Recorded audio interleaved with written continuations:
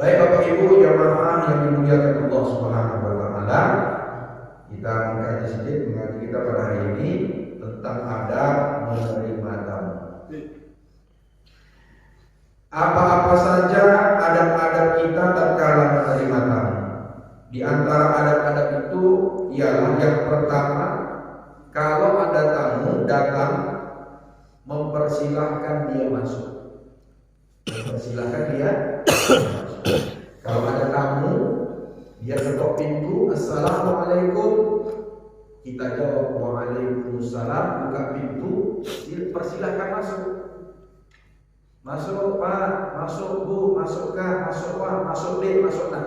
Siapa aja, maupun remaja masjid datang, apalagi sebentar lagi Isra Mi'raj, proposal Isra Mi'raj, jangan ibu-ibu keder dari depan jendela. Ada remaja masjid, nyumbang enggak, dibuka. Alhamdulillah, buka aja lah, 5.000 perak lah. Ibu kalau kasih 5.000 perak Isra Mi'raj, pertanyaannya jangan banyak kali. Ini proposalnya dibolak-balik, banyak sana, banyak sini, ngasih 5.000. Apa enggak pedes orang remaja masjid? Kalau udah datang ke masjid, ibu dia yang mau nyumbang 5.000, dapat dia remaja masjid. Dah. 5.000 pula. Nanya Ustaz dari mana? Ini kok bisa kayak gini? Ustaz kok banyak kali biayanya? Nyumbang 5.000. Jadi persilahkan masuk. Pak, masuk Pak, masuk. Itu sebagai kita laksanakan. Yang kedua, setelah kita suruh masuk, kita persilahkan dia dulu. Masuk Pak, duduk Pak, duduk gitu kan? Duduk Pak, duduk. Masalah di mana posisi tempat duduknya, ya itu terserah kita. Makanya tamu itu nanti ada juga ada tamu itu, jangan duduk sebelum disuruh. Duduk Pak, duduk. Kan sama kita kalau pesta kan disambut, duduk kan gitu kata buat rumahnya kan ahli baiknya. Memang begitu adabnya, disuruh duduk. Duduk. Mana dalilnya Ustaz? Ada hadis Rasulullah riwayat Imam Muslim. La ya'ummanna ar-rajula fi sultani wa la yakun fi baitihi ala taqrimatihi illa bi. Tidak dibenarkan bagi seseorang untuk menjadi imam atas pemilik rumahnya dan duduk di rumahnya atas penghormatannya kecuali dengan izinnya. Jadi kita dapat izin dulu baru duduk. Ustaz nggak disuruh jangan duduk, tegak aja dari sini. Pokoknya sampai disuruh duduk. Kalau nggak disuruh duduk, artinya dia nggak senang kita datang dulu dan cepat aja baru pulang. Jadi suruh duduk. Yang ketiga, tidak memaksa diri di atas kemampuannya dalam menghidangkan makanan atau minuman kepada tamu. Jangan memaksakan diri. Kalau ada tamu, sunnahnya itu adanya itu disuguhkan makanan dan minuman semampu kita. Kalau hari-hari udahlah ya, pesta. Bapak kalau mau pesta, jangan besar masak dari tiang. Anak kita mau kawin, karena tetangga sebelah mewah kemarin, keyboard sampai 5. Maksudnya dibuat sampai 5. Ibu langgar mau 10, tadi mau utang. Tengok sebelah itu rendangnya banyak, ada rendang ayam, ada rendang kambing, ada rendang lembu, potong kerbau lagi buat sebelah. Belanja kita nggak mampu, tapi karena gengsi mengutang sana, mengutang sini untuk pesta. Alhasil habis pesta, setruk mikirkan utang. Gimana mau bayar? Jadi kalau harus atur pesta semampunya. Begitu kata Rasulullah SAW. Cuman pelajaran apa manipul kali, mendiling. Awak punya duit, kamu datang ke rumah, uang awak banyak, cuma teh manis dikeluarkan. Kadang-kadang cuma teh putih lagi. Innalillahi wa inna ilaihi raji'un. Itu kan kita teringat dulu orang tua kita. Kalau datang saudara kita, famili kita, tamu-tamu itu, kayak mana mereka menghormatinya? Hormat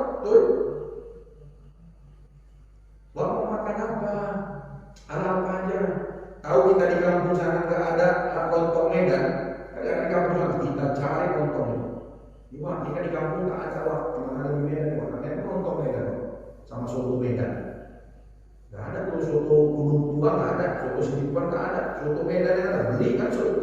Kalau ada juga ya, kalau nggak ada duit bisa tengok-tengok aja lah. Pokoknya ada di luar.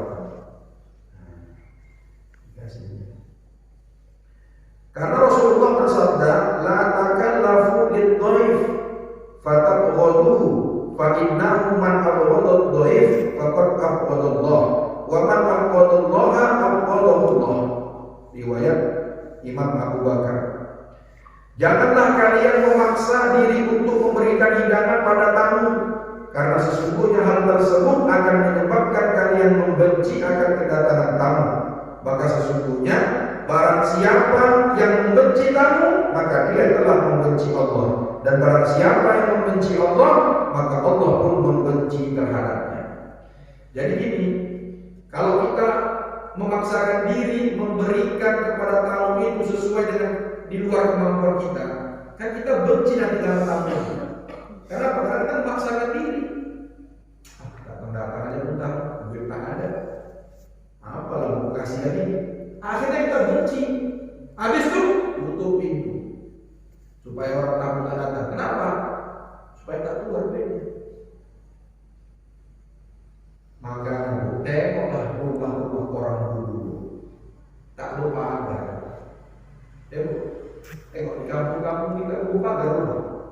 Rumah-rumah khalifah lupa pagar. Tidak. Terbuka supaya apa? Supaya kamu datang ke rumah. Sekarang tengok lagi jemput jaga anjing yang sama satpam. Kemana orang mau masuk? Udah dijaga security, dijaga anjing lagi. Anjing itu tak bisa membedakan mana ustaz mana perampok, dikongkongnya juga. Aku udah pakai sorban datang acara dan doa. Itu aja. Pernah kejadian. Nekom.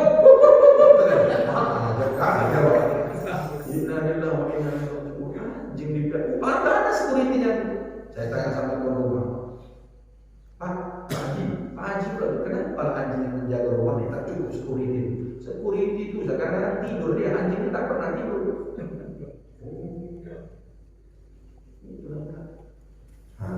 Jadi jangan sampai memaksakan diri ya. Tapi jangan pula pelit.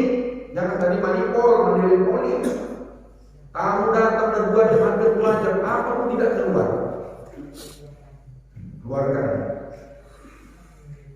Jadi jangan memaksakan diri.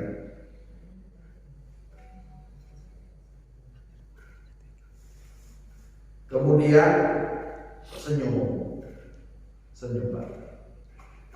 Kalau datang itu senyum ramah. Masuk Pak, minum makan. Apa yang ada ya Pak ya. Jadi senyum, gembira kita. Seandainya pun di rumah kita cuma ada teh manis, tapi dengan senyuman itu akan membuat tamu kita itu menjadi senang dan betah di rumah kita. Nah, dan mukanya merenggut ini udah buat teh manis tak keluar, mukanya macam jam 12 siang. Jangan lagi tunggu.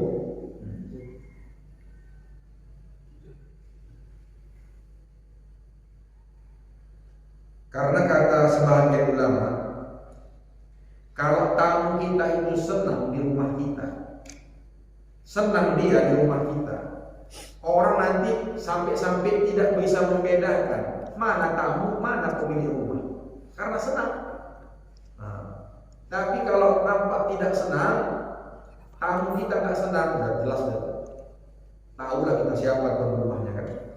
Jadi senyum, keluarkan hidangan.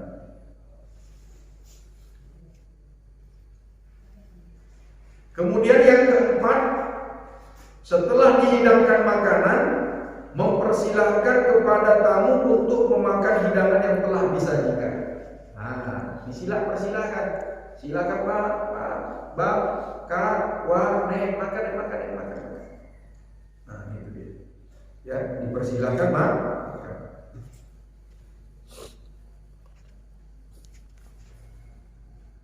Kemudian yang kelima, meminta maaf kepada tamu dengan mengatakan bahwa hidangan yang telah disajikan hanyalah sedikit, meskipun hidangan tersebut sudah sangat banyak dan mewah. Itu adabnya Pak. Kan sering kita bilang, kalau nanti misalnya ibu buka wirid di rumah, kan ibu sediakan kue, bontotan, pulang kan nasi berkat itu kan, Terus nanti dikasih minta kata sambutan biasanya apa ya dari tuan rumah? Selalu tuan rumah itu mengatakan, Bapak Ibu, kami selaku tuan rumah mengucapkan terima kasih sudah mau datang ke rumah kami memenuhi undangan kami ini. Mohon maaf kami Bu ya apabila ada kurang asam garamnya atas makanan yang kami telah hidangkan ini. Kan gitu kan Bu? Ada. Walaupun makanan yang kita hidangkan itu sudah mewah, tetap kita bilang kita meminta maaf atas kekurangan makanan yang sudah kita hidangkan. Karena tatkala menghidangkan makanan, maka dahulukan tamu yang lebih tua atau alim untuk memakannya. Nah, jadi kalau misalnya ada tamu, misalnya piring kita buat di rumah, ada ustadznya datang, ustadznya di luar suruh pemakan. Ustadz, makan dulu Ustadz. Baru yang lainnya makan.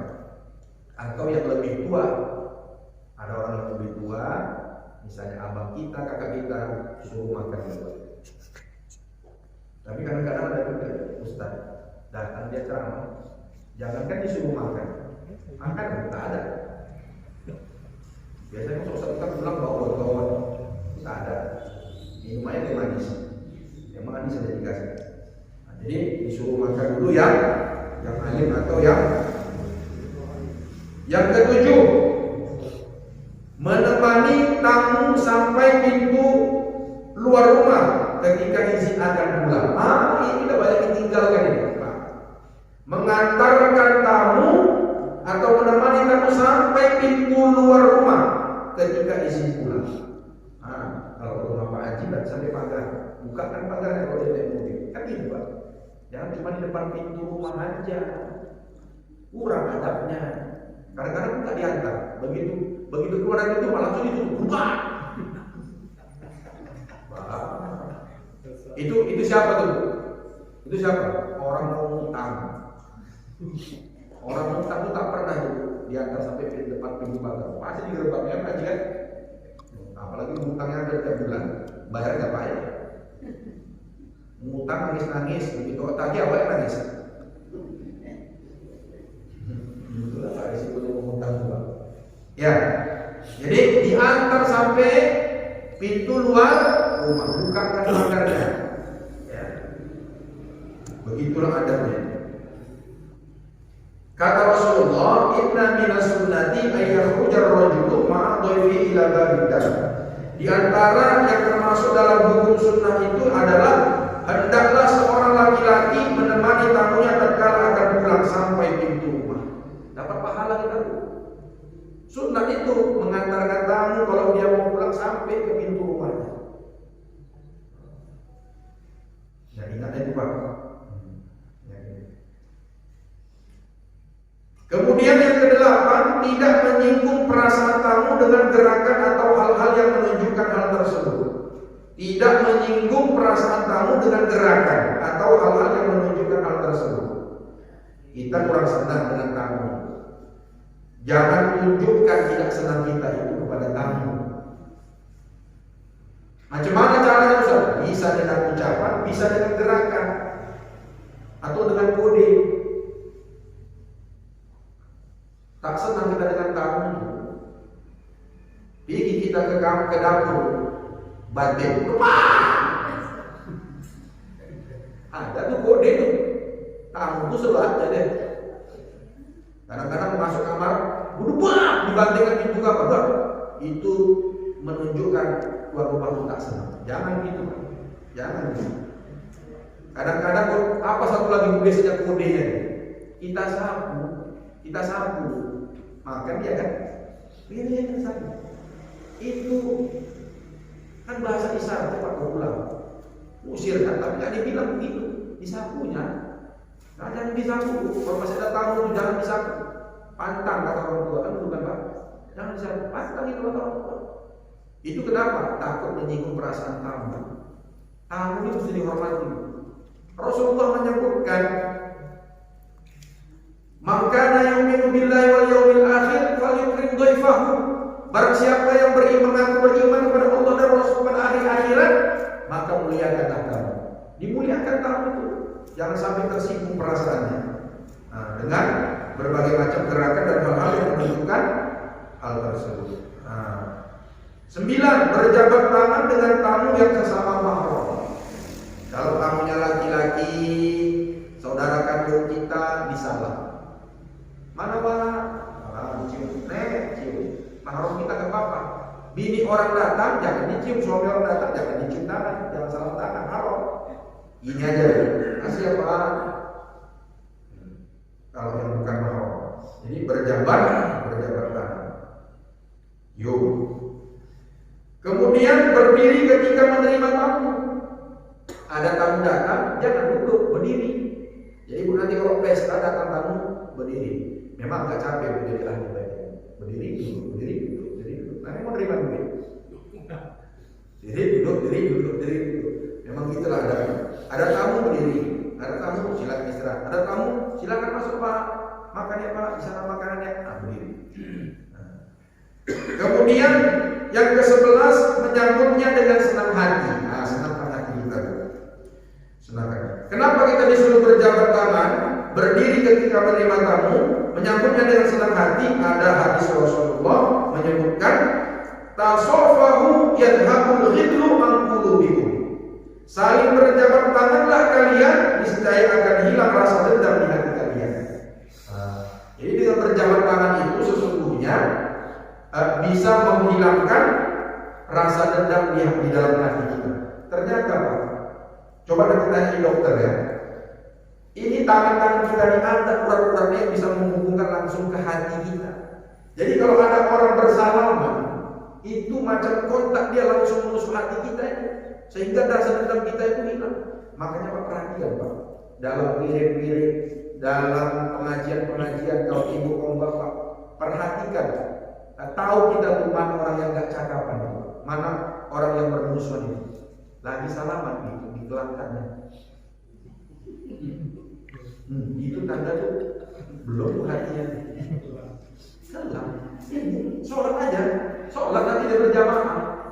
Saya perhatikan, kadang di sini ada salaman semua, berarti ada yang selek. Kadang-kadang dilompatkan Pak. Lompat. Pas lagi nampaknya itu lompat dia. Itu sudah nampak aja.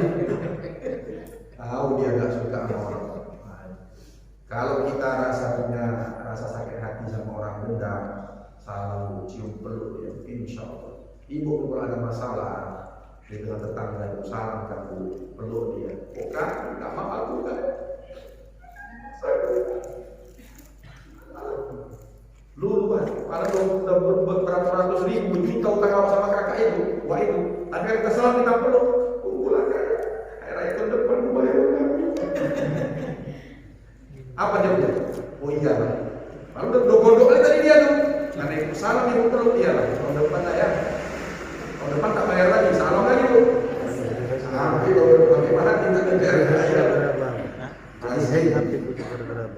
Dan salam berdiri, kemudian senang hati. Ada suatu kisah. Kisah ini dialami oleh Khalifah kita, Ali bin Abi Thalib radhiyallahu anhu. Ini Ali bin Abi Thalib itu kan menantu Nabi. Ini beliau kan menikah dengan anak Nabi bernama Fatimah. Jadi dari Khalifah Ali lah bersama Fatimah lah muncullah keturunan Nabi Hasan Husain terus bawa sampai ke kita. Itu dia. Kemudian apa yang dialami oleh Imam Ali bin Abi Thalib? Suatu hari Ali bin Abi Thalib ini menangis, Bu. Nangis sejadi-jadinya.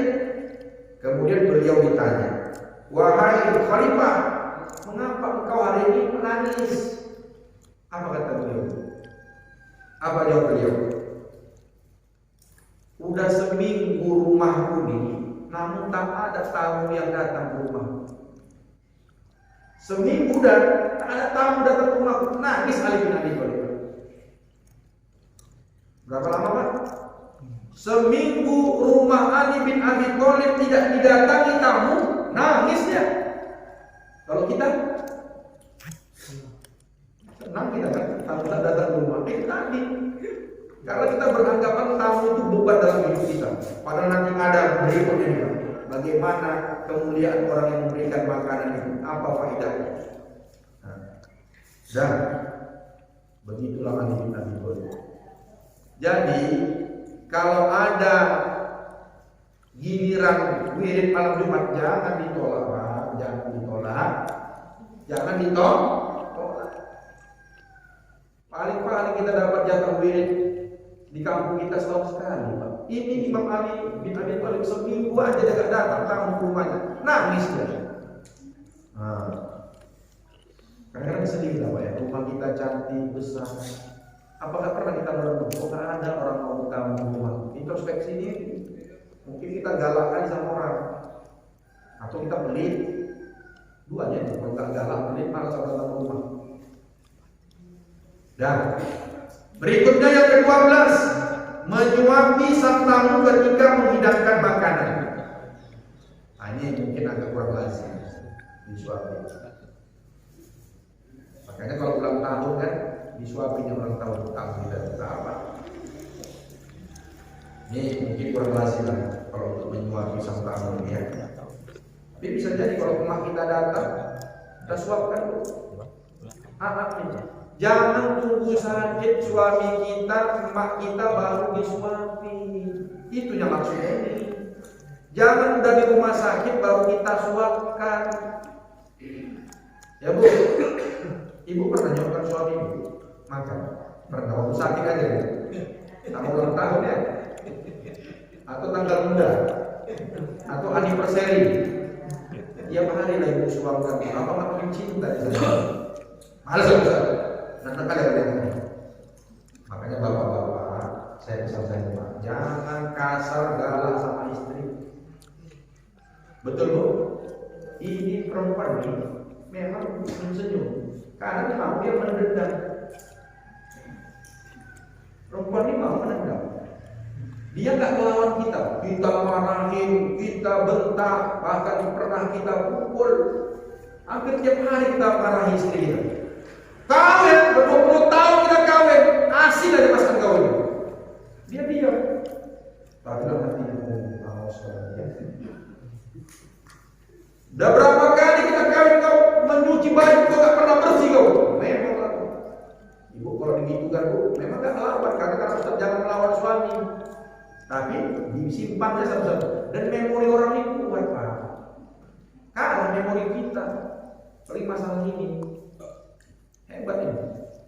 Nah, suatu saat kalau kita sakit, misalnya stroke kita, aja Bapak, aja stroke kita ada orang stroke. Tak dulu waktu muda galak kali sama istri sampai nangis-nangis kami tampar segala macam stroke kawanku.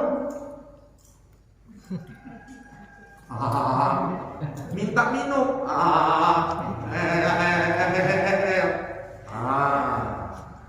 Nah, karena minitnya apa? Minum ya. Ini ceritanya tadi minum.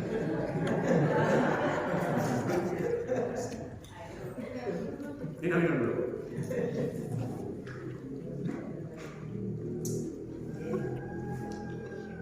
Kalau dulu lagi sehat pasti ngasih minumnya apa? Minum Pak. Tapi kalau istri kita bentak, kita marah-marahi, kita maki, bahkan pernah kita tampar, kita tuntang, kita pukul, stroke kita, kesempatan, balas dendam.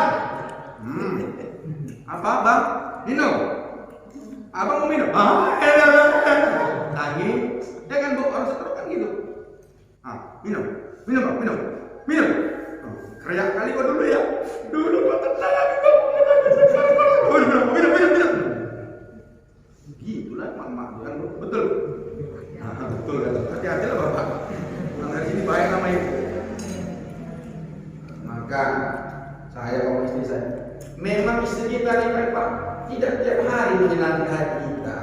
Mohon maaf lagi misalnya lagi datang bulan itu Bapak harus ngerti. Perempuan itu kalau datang bulan kan sensitif kan. Sensitif. Maka banyak orang menceraikan istrinya waktu halangan, tapi itu haram hukumnya. Lagi haid istri itu memang menjengkelkan betul Pak. Rambutnya boroan. Aku kan punya istri. Dia ngapain males kan Bu? Malas, merawat diri dia tak mau. Pokoknya bau aja. Kan menjengkelkan itu. Kita suruh pun dia menjauh aja. Sabar, sabar. Jangan kita marah. Nanti kalau sakit kita Pak, tak ada yang lain Pak. Istri kita tuh menjaga dia. Dan perempuan kalau dia soleha, sabar dia mengurus suami. Sabar. Oh Pak, cepat Pak, semua. Tahunya abang dulu, abang dulu, kamu belum tak bisa.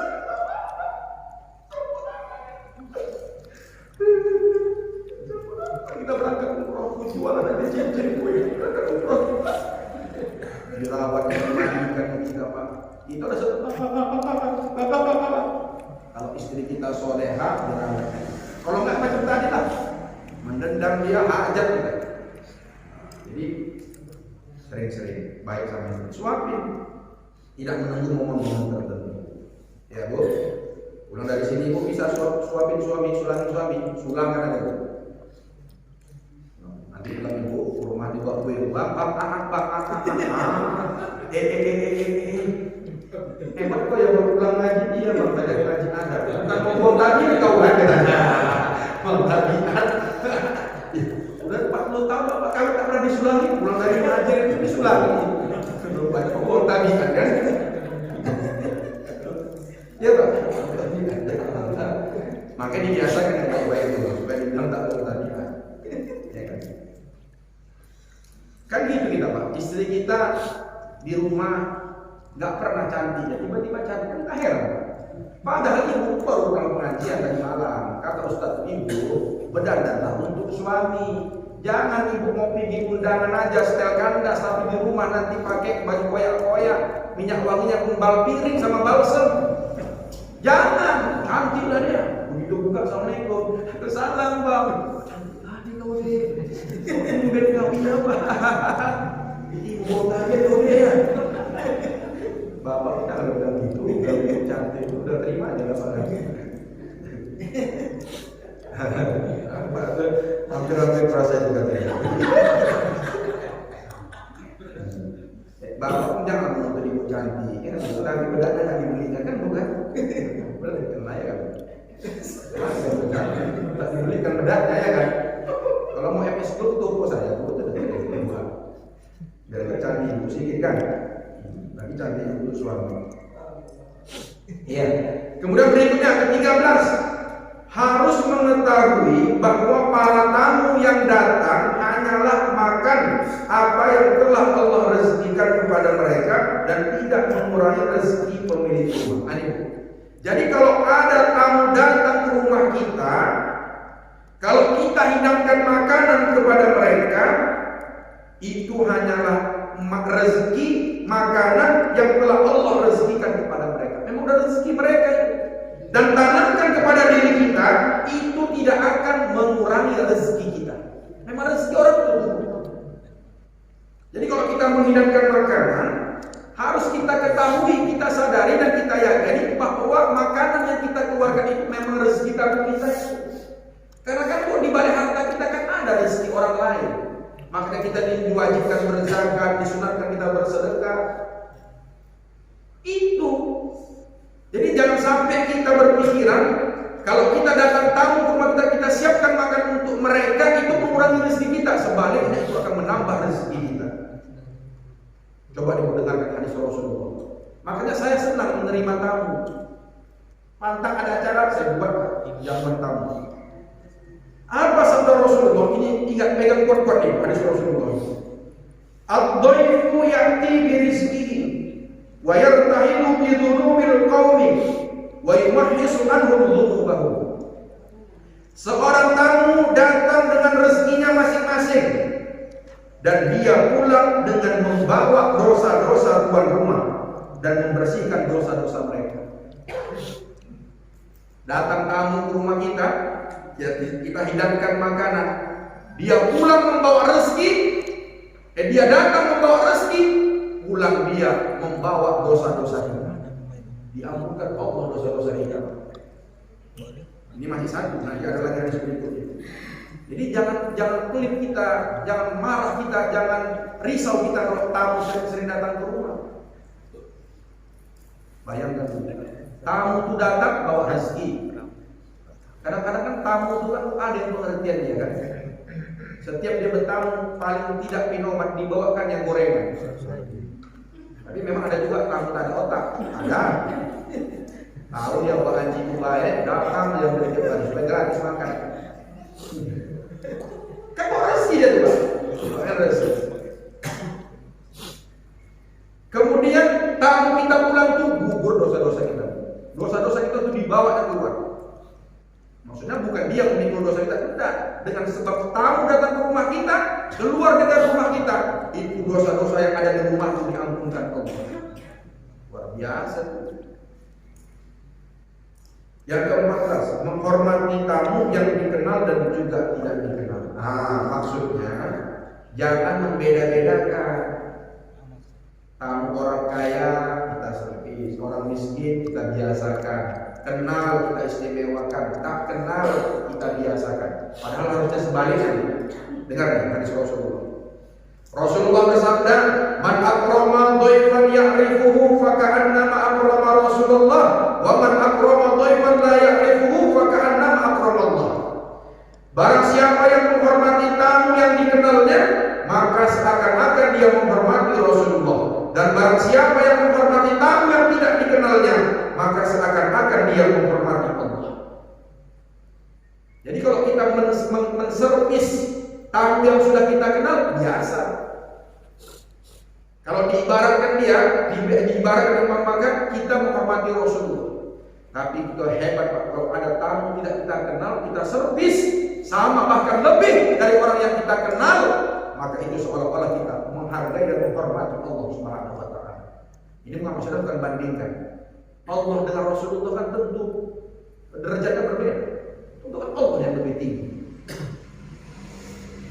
Kalau kita menghormati tamu yang sudah dikenal, biasa kan bro. Tapi tiba-tiba datang orang tidak kita kenal, kita servis habis-habisan, itu luar biasa. Kadang-kadang mohon maaf, tamu yang datang ke rumah yang kita kenal dulu, kadang-kadang itu malaikat. Makanya kalau ada misalnya orang minta-minta, itu Allah kirimkan itu pengemis tuh orang minta-minta ke rumah kita. Kenapa? Karena tahu ibu baru dapat gaji 14, baru cair misalnya tunjangan. Kalau yang PNS apa namanya? Gaji 14 sampai 13, atau kalau guru keluar sertifikasi. Coba lihat nanti ya, Bapak dapat rezeki sedikit Pak. Bapak siang sore-sore duduk di depan sambil minum kopi, baca koran atau baca buku, baca Quran. Itu kan gak sering, gak jarang juga datang orang minta-minta. Jangan diusir, jangan dicaci maki. Kasih Bu, kasih. Dan tanda itu orang yang minta-minta itu kadang-kadang memang orangnya kan berubah-ubah. Tapi kalau dia aja udah tahu itu modus kan. Tapi kan kadang lain-lain orang. Jangan diusir. Bayangkan dulu, kalau misalnya ada orang gak kenal, kayak orang masa duduk. Gak kita kenal, tapi kita jauh dengan sebaik-baiknya. Tapi ini jarang aja Pak ya. Kadang-kadang yang kenal dulu, kita susah untuk mengapain, apalagi tak kenal. Tapi kan sekarang zaman edan Bu, waspada. Jangan sampai juga nanti kejadian kan, ibu masuk ke dalam, bilang kereta di depan. Nah, hati-hati juga kan waspada juga kita. Ya. Dan ke-15, bersyukur atas kemampuannya dalam menghidangkan makanan untuk para tamunya, karena hal tersebut dapat membebaskannya dari siksa neraka. Jadi kalau kita sudah habis acara, kita hidangkan jamuan kepada tamu-tamu kita, bersyukur Pak, berterima kasih kepada Allah. Ya Allah, alhamdulillah ya Allah. Hari ini acara kami ya Allah, alhamdulillah sudah berjalan ya Allah. Bisa aku ngasih hidangan kepada tamu-tamu ya Allah. Bersyukur terima kasih ya Allah. Karena kata Rasulullah, "Man dhahaba li dhaifihi dhabihatan kanat lahu fida'an minan nar." Barang siapa yang menyembelih hewan untuk hidangan tamunya, maka hewan yang disembelih tersebut akan menjadi penebus atau pembebas baginya dari api neraka. Ibu akikahkan anak, akikahan anak, atau misalnya syukuran apa itu, potong kambing atau potong kerbau. Kambing dan kerbau kita juga yang kita berikan sedekah jamuan untuk tamu-tamu itu, itulah nanti akan menjadi penebus kita nanti daripada api neraka. Bersaksi dia, daging-daging yang bersaksi, kaki-kaki yang bersaksi, bulu-bulu yang bersaksi kepada Allah bahwa orang ini dulu adalah orang yang taat kepada Allah. Bersaksi dia.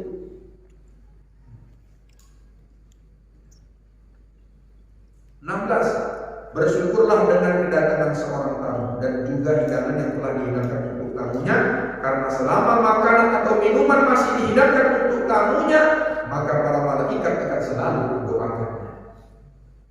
Ini makanan ini kan ada donaturnya kan?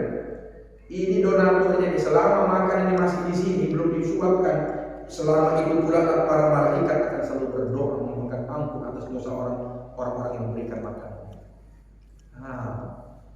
Makan apa? Udah. Saya tak bisa makan, maaf. Jadi Bu, kalau kita kedatangan tamu, kita hidangkan makanan dan minuman, selama makanan itu masih dihidangkan untuk tamu, maka selama itulah malaikat itu mendoakan kita. Innal malaikata la tazalu tusalli ala ahadikum ma dama ma'idatu mawdu'atan. Sesungguhnya para malaikat masih tetap berdoa untuk salah seorang dari kalian selama makanan yang dihidangkan untuk tamunya masih dihidangkan. Ini mungkin penutup ya.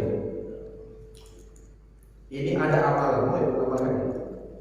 Bapak juga ada amalan. Misal Bapak mau pesta, undangan dibakar-bakar berapa? 500. Tapi nampak-nampaknya ibu khawatir uang terbatas, cuma sanggupnya 500. Tapi mungkin karena perkiraan kita banyak sanak saudara, banyak kaum kerabat, banyak sohib-sohib, banyak teman-teman tetangga dan lain-lain sebagainya, takut kita kekurangan makanan dalam pesta itu. Ada amalannya supaya tetap cukup dia. Mau? Dengarkan bagus-bagus. Ini ada riwayat dari salafus saleh. Kata beliau, jika tuan rumah khawatir dengan hidangan yang telah dipersiapkan untuk para tamunya tidak cukup untuk mereka, maka ada dua amalan bacaan yang ibu baca. Yang pertama, baca ayat berikut ini. Tapi tak disebutkan pula di sini surat-surat apa. Pendeknya 7 kali. Inna hadza la rizquna ma lahu min nafad. Inna hadza la rizquna ma lahu min nafad. 7 kali. Setelah dibaca ayat ini 7 kali, berdoa. Doanya pendek. Apa doanya? Bismillah Allahumma aqdim fihil barakah. Bismillah Allahumma aqdim fihil barakah. Nanti ibu kalau mau handphone potongan aja kitab saya kasih nanti.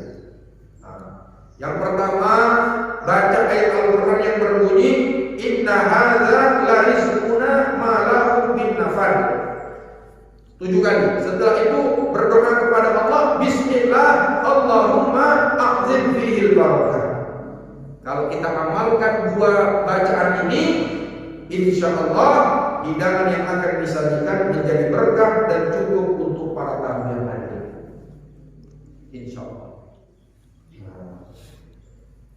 Dan selesai itu adab menerima tamu.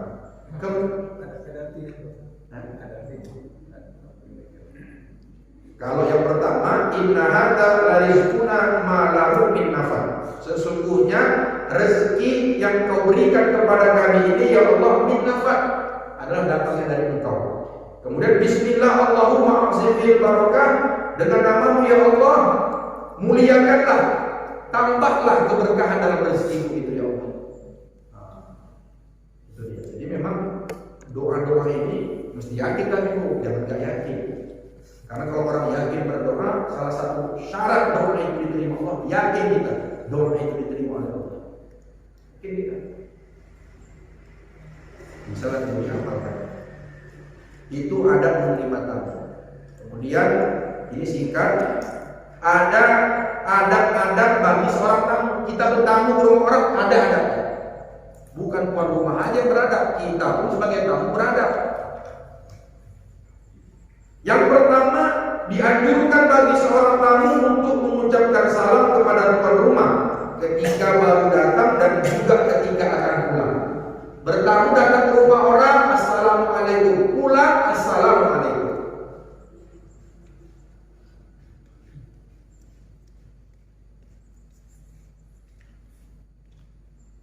Kemudian yang kedua, minta izin pulang. Jangan nyelonong. Pak, ma, nek, wa, kak, bang, pak, wa, aji.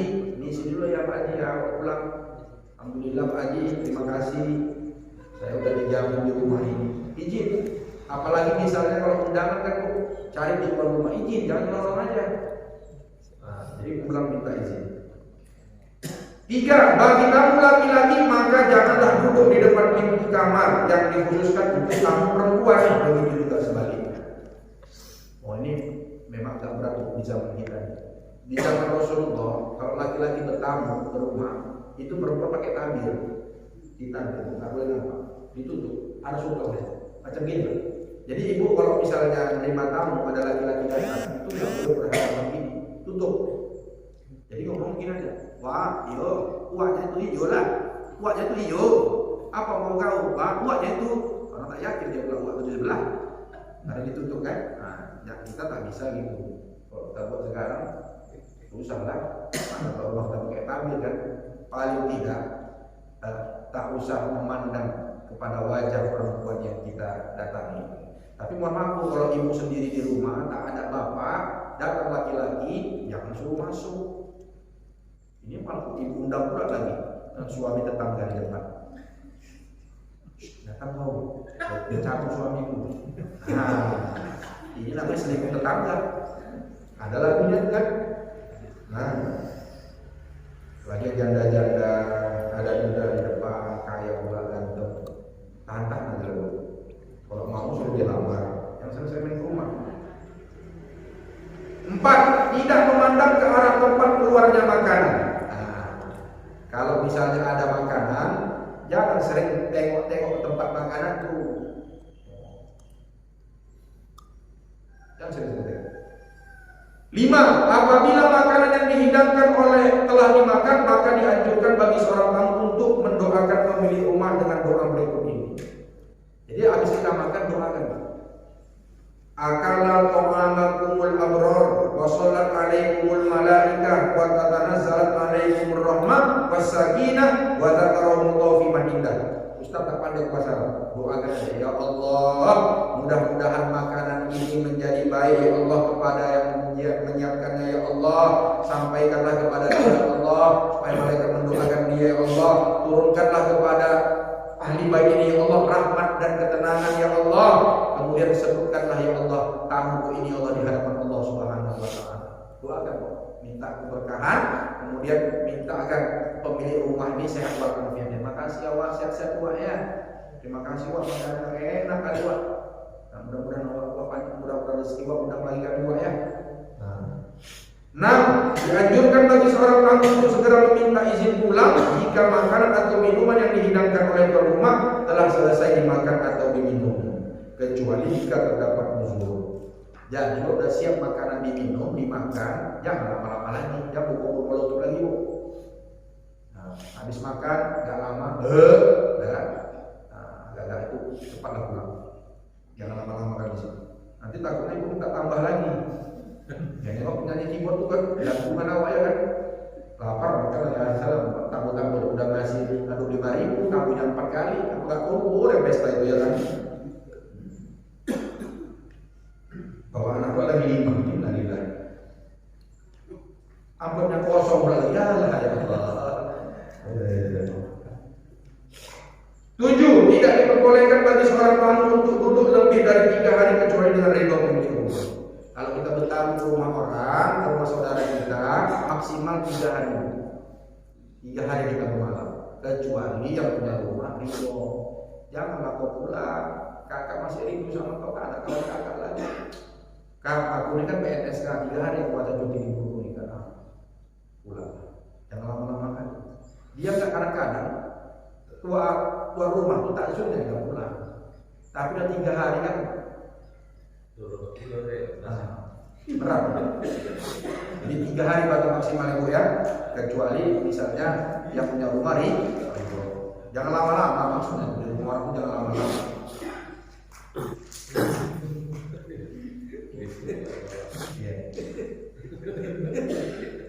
Mungkin ini dapat kami sampaikan bermanfaat.